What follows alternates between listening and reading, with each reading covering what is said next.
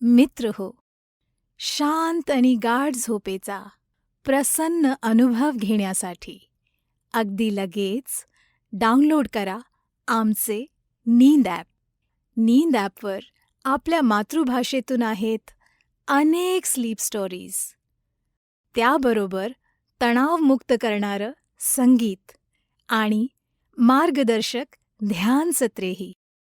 आणि हे सगळं जाहिरातीशिवाय नींद ॲपवर ऐकता येईल.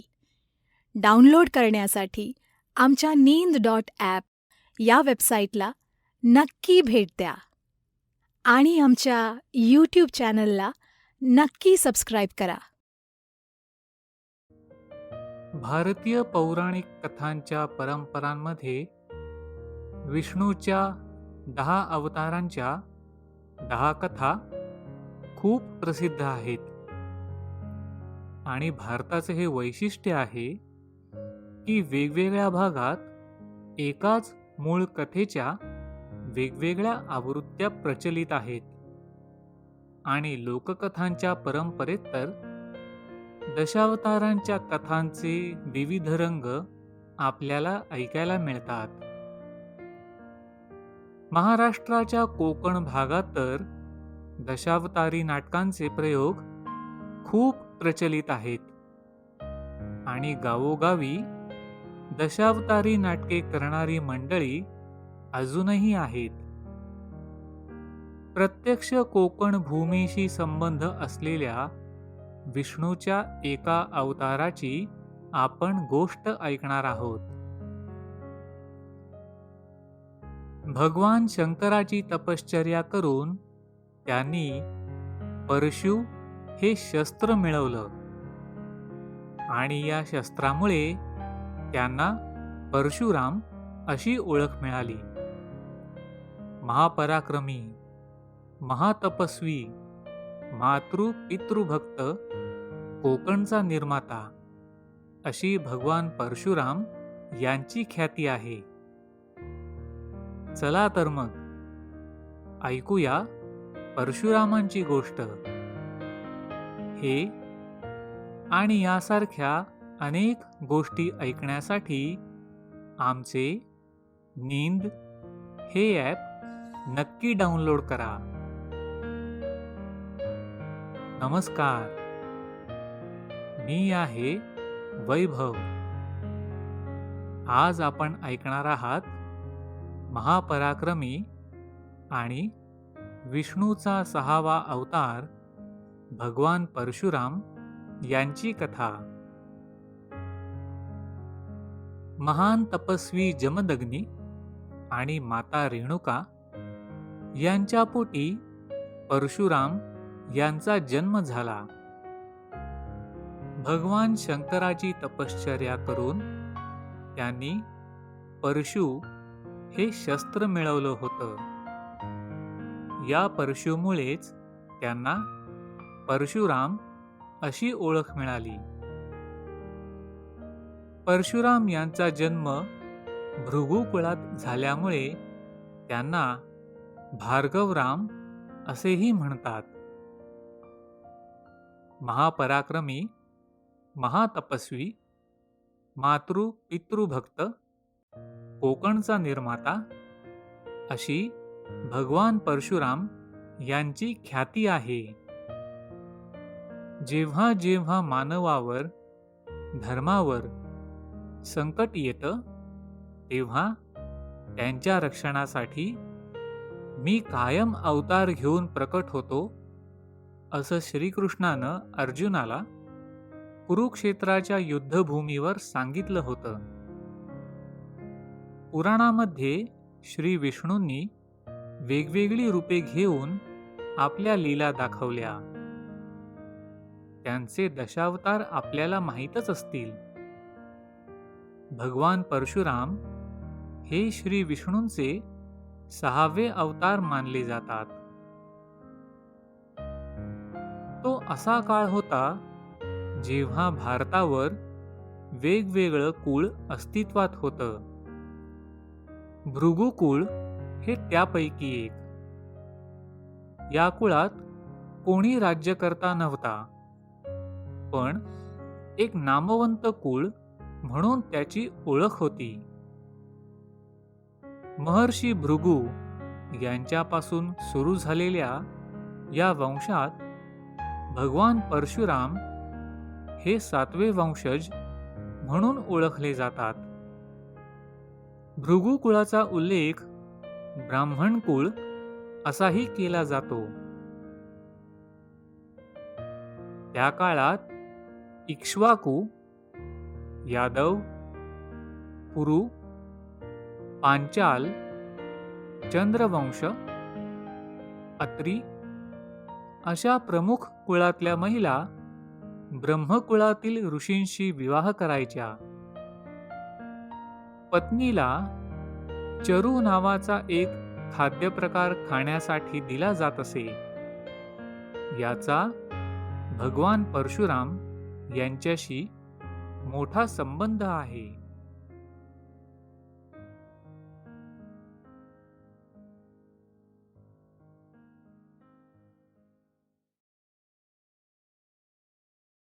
पुढची गोष्ट ऐकण्यापूर्वी मन थोडं शांत करूया. आता आपण आपल्या आसपासचे तीव्र दिवे बंद करून मंद दिवे सुरू ठेवा.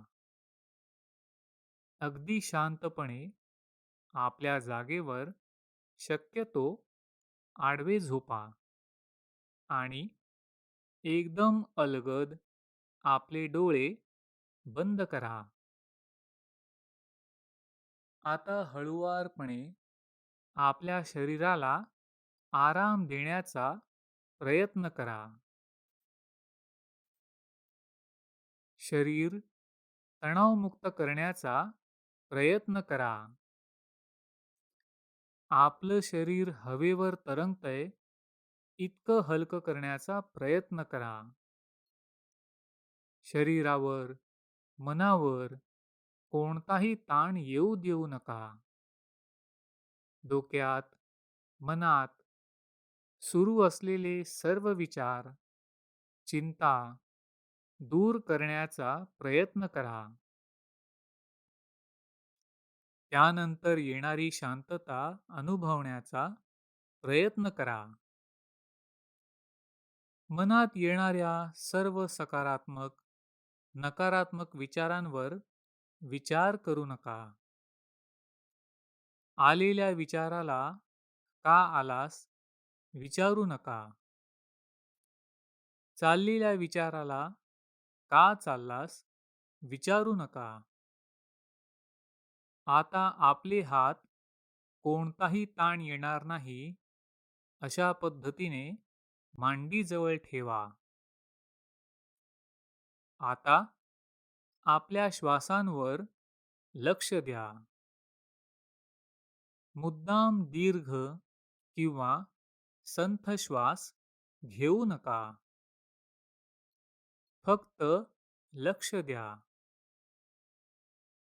आपण घेतलेला श्वास कसा नाकाद्वारे, घशाद्वारे आपल्या छातीपर्यंत जातो याकडे लक्ष देण्याचा प्रयत्न करा.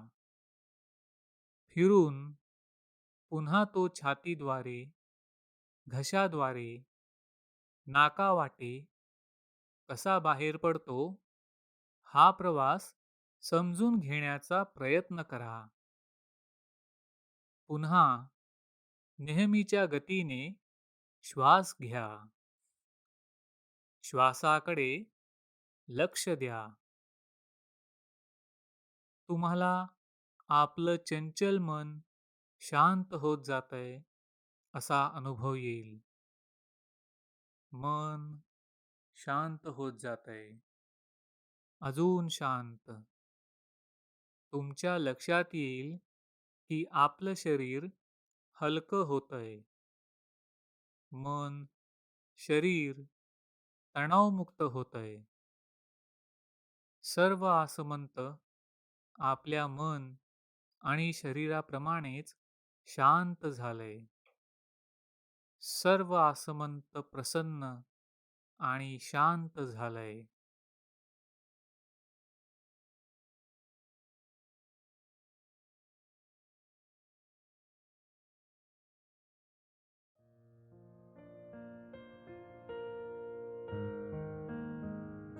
भगवान परशुरामांचे आजोबा रुचिक ऋषी यांचा विवाह इक्ष्वाकू वंशातील गाधी राजाची कन्या सत्यवती हिच्याशी झाला होता. गाधी राजाच्या पत्नीला पुत्र नव्हता.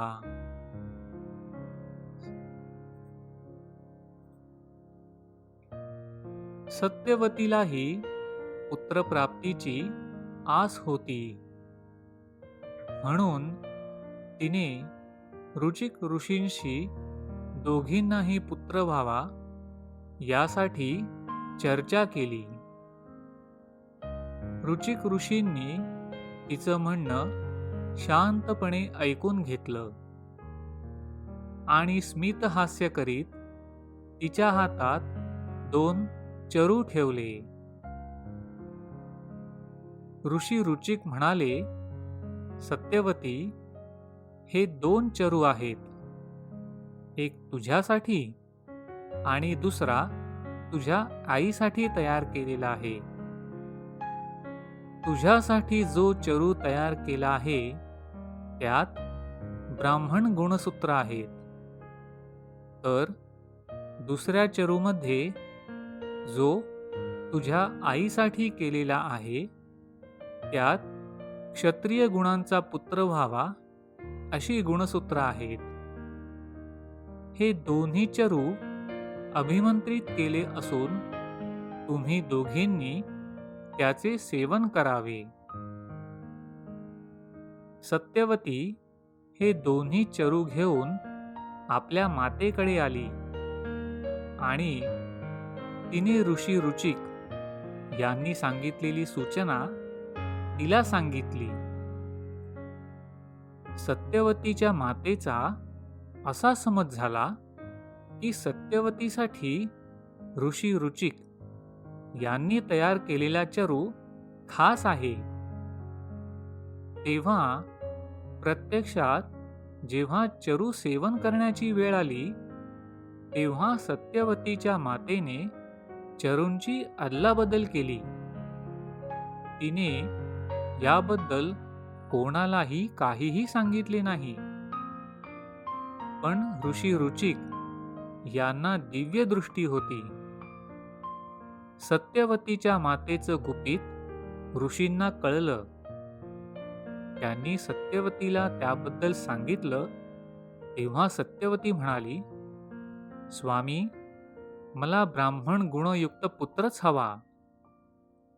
पण ऋषी रुचिक म्हणाले, सत्यवती, जे घडलं आहे त्यात बदल होणार नाही. त्यावर सत्यवतीने प्रार्थना केली की निदान माझा नातू तरी ब्राह्मण गुणयुक्त असावा. या चरूंमुळे गाधी राजाच्या घरी विश्वामित्राचा जन्म झाला, तर सत्यवतीला जमदग्नीसारखा योद्धा पुत्र प्राप्त झाला. भृगु कुळाचा मूळ स्वभाव क्षत्रिय वृत्तीचा नसल्यामुळे जमदग्नींनी आयुष्यभर तप केलं. पण क्षत्रिय अंश असलेल्या चरूमुळे ते शांत स्वभावाचे न राहता कोपिष्ट झाले. एकदा रुचिक ऋषी पुढील साधनेसाठी गंगाकाठी गेले होते. तिथे रेणू नावाचा राजा राज्य करीत होता. रुचिक ऋषी राजाला भेटले आणि त्यांनी रेणुकाचा स्वयंवर मांडावा असे सांगितले. रेणू राजाने ऋषींचा प्रस्ताव स्वीकारून रेणुकाच्या स्वयंवराचं आयोजन केलं. स्वयंवराच्या वेळी अनेक राजांसह साक्षात इंद्रदेव उपस्थित होते. या स्वयंवरामध्ये ऋषी जमदग्नीही आले होते. रेणुकेने जमदग्नी ऋषींची निवड करून त्यांच्या गळ्यात वरमाला घातली. स्वयंवरात आलेल्या प्रत्येक राजाने जमदग्नी ऋषी आणि रेणुकेला अनमोल भेटवस्तू दिल्या. यामध्ये देवराज इंद्र यांनी रेणुकेला कल्पवृक्ष, चिंतामणी, कामधेनू आणि अनेक दिव्य रत्ने तसेच वस्त्रालंकार भेट म्हणून दिले. जमदग्नी ऋषींबरोबर विवाह झाल्यानंतर रेणुकेसह सौंदत्ती जवळ असलेल्या भृगु आश्रमात ते राहू लागले. सौंदत्तीच्या आश्रमाची जबाबदारी माता रेणुका सांभाळत होती. रेणुका जरी राजकन्या असली तरी ऋषी जमदग्नी यांच्याबरोबर ती अत्यंत साधेपणाने राहत होती. पत्नी धर्माचं पालन रेणुकेने अगदी योग्य प्रकारे केलं होतं. आश्रमाची सगळी व्यवस्था जमदग्नी ऋषींच्या अनुपस्थितीत तीच पाहत होती. जमदग्नी ऋषी आणि रेणुका यांना 5 पुत्र झाले. वसु, विश्वावसु, बृहद्धानु, बृहत्कण्व आणि भार्गवराम अशी त्यांच्या पुत्रांची नावं आहेत. हाच भार्गवराम पुढे भगवान परशुराम म्हणून प्रसिद्ध झाला.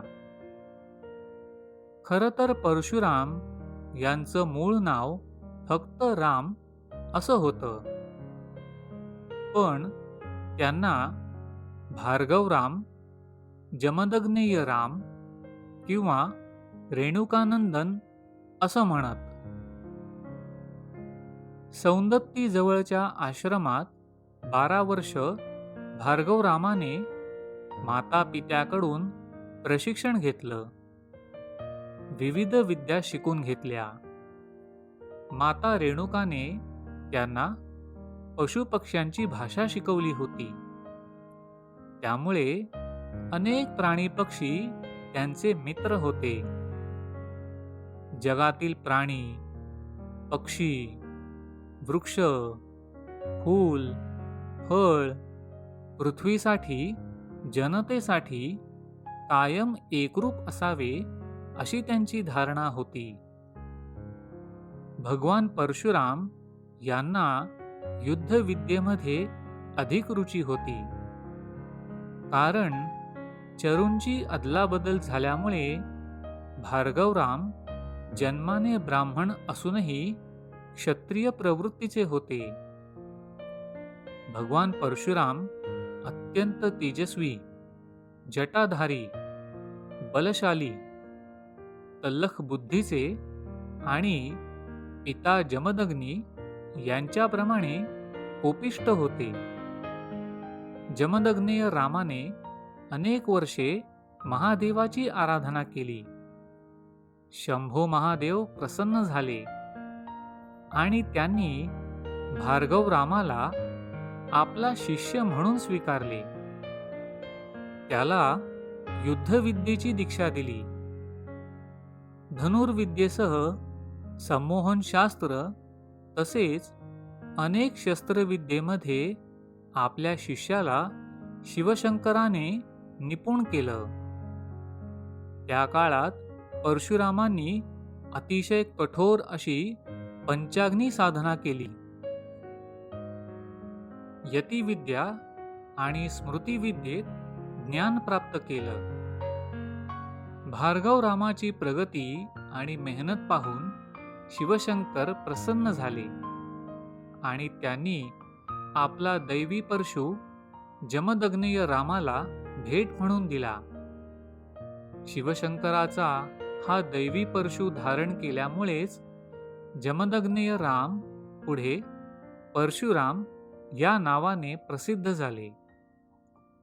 याच परशुने परशुराम यांनी हैहय वंशीय कार्तवीर्य अर्जुनाचा संहार केला होता.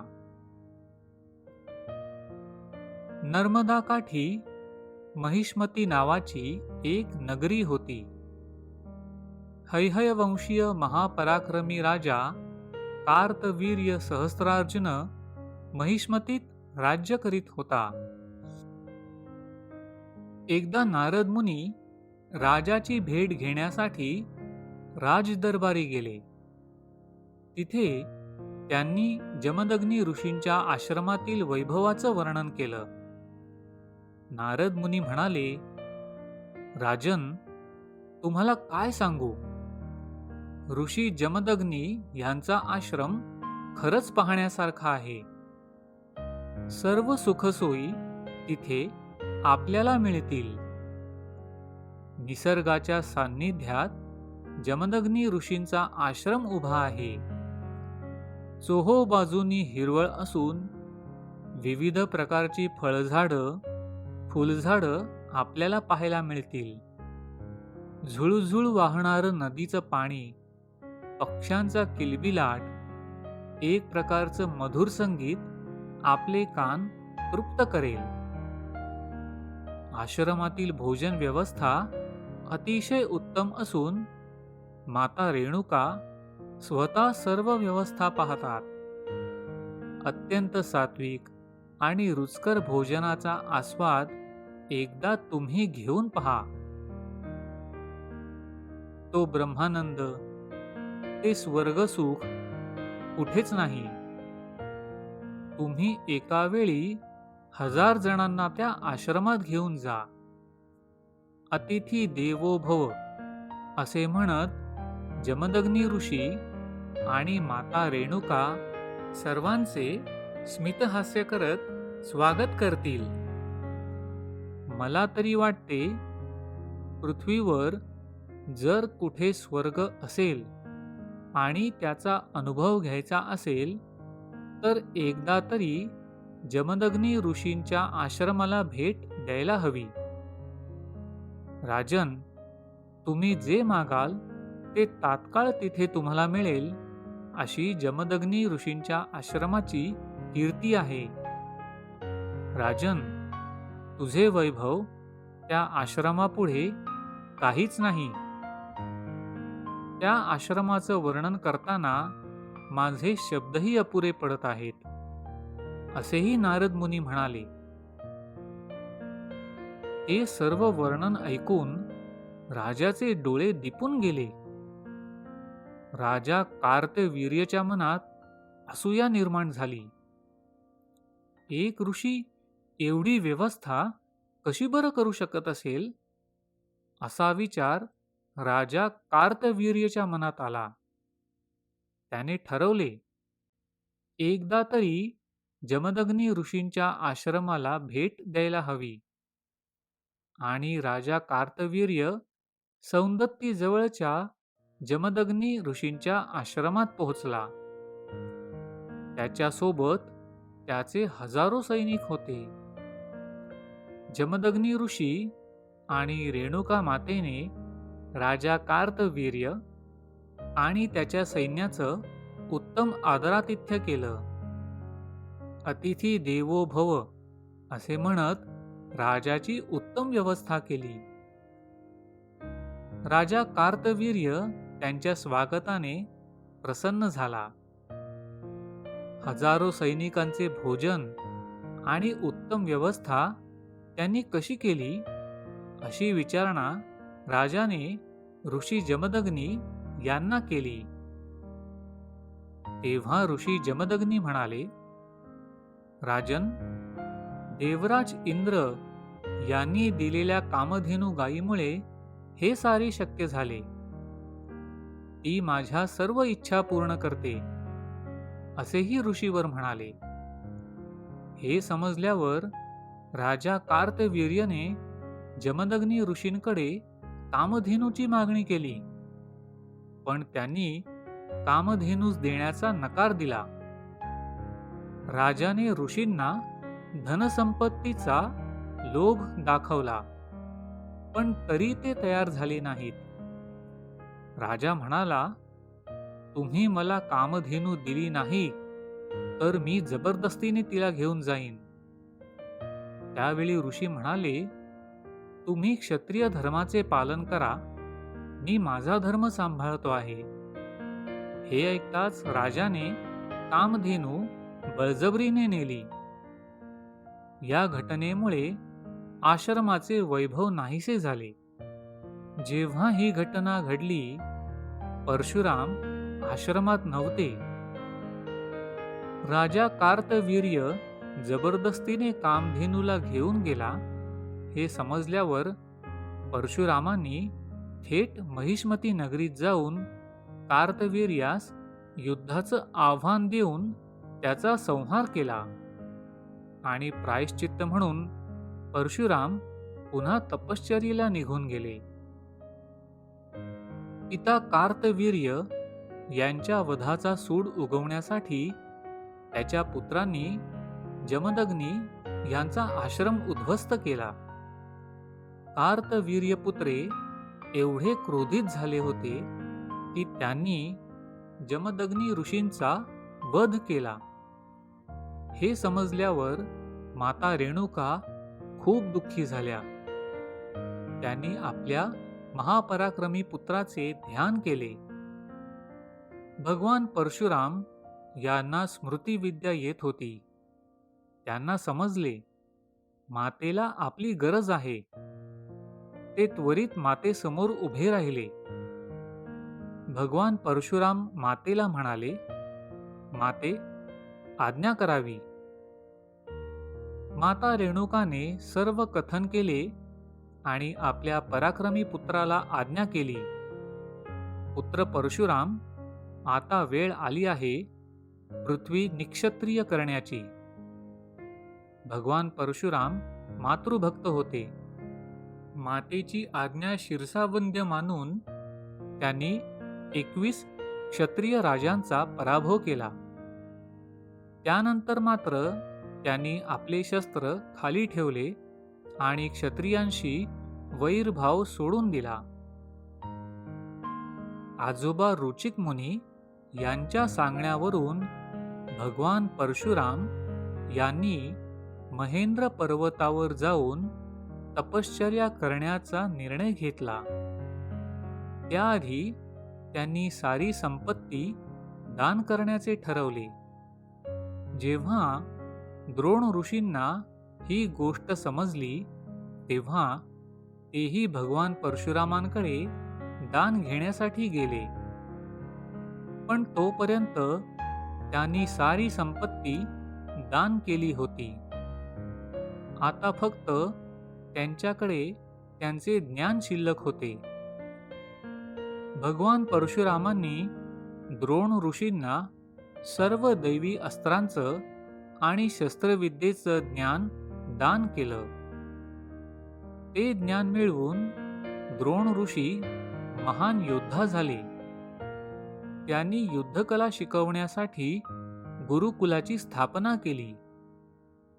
त्याच गुरुकुलात कौरव आणि पांडवांनी युद्धाचे प्रशिक्षण घेतले. संपूर्ण पृथ्वीवर संपूर्ण विजय मिळविल्यानंतर परशुरामांनी एक मोठा यज्ञ केला. त्या यज्ञात भगवान परशुराम यांनी महर्षी कश्यपांना जिंकलेली सर्व भूमी दान केली. महर्षी, या पृथ्वीचं स्वामित्व मी सोडलं आहे, म्हणून मला आणि माझ्या शिष्यांना येथे राहता येणार नाही. असे सांगून भगवान परशुराम दक्षिणेकडे निघून गेले. त्यांनी पाहिलं, सह्याद्रीच्या पर्वत रांगांवर अरबी समुद्राच्या फेसाळ लाटा आदळत होत्या. या धवल फेसाळ लाटांमधून संपूर्ण आर्यावर्त प्रदेश अरबी समुद्राला जणू आव्हान देत होता. वाशिष्ठी नदीच्या शीतल जलाने आणि महेंद्रगिरी पर्वताने परशुरामांना मोहित केले. आणि याच प्रदेशात परशुरामांनी प्रतिसृष्टी निर्माण करण्याचा मनोमनी निश्चय केला. त्यांनी सिंधू सागराला मागे हटण्याचा आदेश दिला. सागराने परशुरामाच्या बाणाच्या टप्प्यापर्यंत मागे हटण्याचे मान्य केले. त्याप्रमाणे परशुरामाने सह्याद्रीवरून शरसंधान केले आणि कोकणची भूमी निर्माण केली. गुजरातमधील भरूच या जागेपासून दक्षिणेकडे कन्याकुमारीपर्यंत चिंचोली अशी जागा तयार केली आणि तपसाधनेसाठी महेंद्र पर्वत निवडला. कोकण म्हणजे अपार सौंदर्याने नटलेली नववधूच. माडांच्या रांगा, आंबे, सुपारी, केळी, फणस, काजू, कोकम यांचे बगीचे. हिरवाईचं एक सुंदर स्वप्न म्हणजे कोकण. डोंगर उतारावर केलेली भातशेती म्हणजे कोकणच्या सौंदर्यात अधिकच भर मानायला हवी. डोंगराच्या उतारावर टप्प्याटप्प्याने असणारी भातशेती, ते निसर्ग सौंदर्य कोकणात येणाऱ्या पर्यटकांच्या डोळ्यांचे जणू काही पारणे फेडत असते. निसर्गाचा भरभरून वरदहस्त लाभलेला प्रदेश म्हणजेच परशुराम यांनी निर्माण केलेले कोकण. कोकणच्या प्रत्येक कणात भगवान परशुराम यांचा अंश पाहायला मिळतो. भगवान परशुराम यांनी होम हवन पद्धत स्थिर केली. यामुळे त्या काळातील लोकांना अग्नी निर्मितीची कला अवगत झाली. होम हवन संस्कृतीचा एक भाग म्हणून अग्निहोत्री परंपरा सुरू झाली.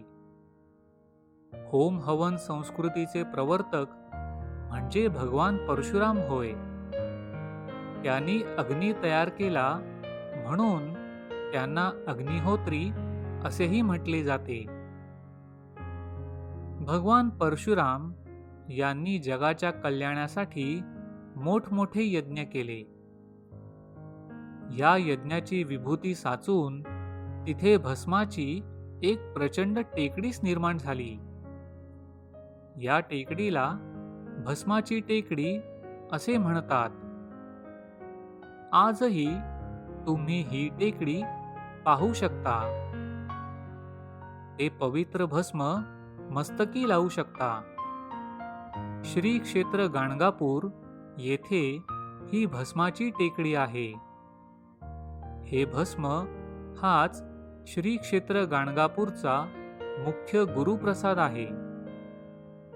हे भस्म लावले असता संकट, नकारात्मकता दूर होते. आजपर्यंत लक्षावधी भक्त हे भस्म घेऊन गेले, पण भस्म टेकडीवरील भस्म कमी झालेली नाही. ती भस्म टेकडी जशी होती तशीच आहे. जसे भगवान परशुराम महापराक्रमी होते, त्याचप्रमाणे त्यांचे शिष्यही महान होते. पितामह भीष्म, द्रोणाचार्य आणि कर्ण हे भगवान परशुराम यांचे शिष्य म्हणून ओळखले जातात. त्यांनी आपल्या शिष्यांना सर्व विद्या शिकवल्या, पण कर्णाला मात्र त्यांच्या शस्त्रविद्येचा वापर करता आला नाही. खरं तर या गोष्टीला कर्णच जबाबदार होता असे म्हणावे लागेल. कारण भगवान परशुराम फक्त ब्राह्मण शिष्यांना विद्या शिकवत होते, परंतु कर्ण हा सूतपुत्र होता. त्याने ही गोष्ट गुरुपासून लपवून ठेवली. एके दिवशी भगवान परशुराम एका वृक्षाखाली कर्णाच्या मांडीवर डोकं ठेवून शांत झोपले होते. गार वारा सुटला होता. सगळीकडे शांतता होती. आपल्या शिष्याच्या मांडीवर डोकं ठेवून गुरुवर्य आराम करत होते. त्यांना शांत झोप लागली होती. त्यांच्या तेजस्वी चेहऱ्यावर एक वेगळाच आनंद दिसत होता. त्याच वेळी तिथे एक भुंगा आला आणि त्याने कर्णाच्या मांडीला चावा घेतला. आपल्या गुरुची झोप तुटू नये म्हणून कर्ण भुंग्याला सहन करत होता. भुंगा चावल्यामुळे कर्णाच्या पायातून रक्त आले. भगवान परशुराम यांच्या पायांना ते रक्त लागले आणि ते जागे झाले. त्यांनी त्वरित ओळखले, हे रक्त एका क्षत्रियाचे आहे. पण आपण तर क्षत्रियाला विद्या शिकवत नाही. भगवान परशुराम शीघ्रकोपी होते. आपला शिष्य आपल्याशी खोटं बोलला हे त्यांना आवडलं नाही. ते म्हणाले, कर्णा, तू कपटाने माझ्याकडून विद्या शिकून घेतलीस. मी तुला शाप देतो. तू शिकलेली सारी विद्या कुठेही काम करणार नाही जेव्हा तुला त्याची अत्यंत गरज असेल. याचीच प्रचिती आपल्याला कुरुक्षेत्रात येते, जेव्हा कर्ण आणि अर्जुन एकमेकांसमोर होते. पण कर्ण ब्रह्मास्त्र चालवण्याची विद्या विसरून गेला. असे हे भगवान परशुराम यांनी समुद्र मागे हटवून कोकणची भूमी तयार केली. यज्ञ संस्कृती स्थिर करून सामान्य माणसाला अग्निनिर्मितीचे ज्ञानही झाले. महापराक्रमी मातृपितृभक्त आणि अष्टचिरंजीवींपैकी एक म्हणजे भगवान परशुराम होय.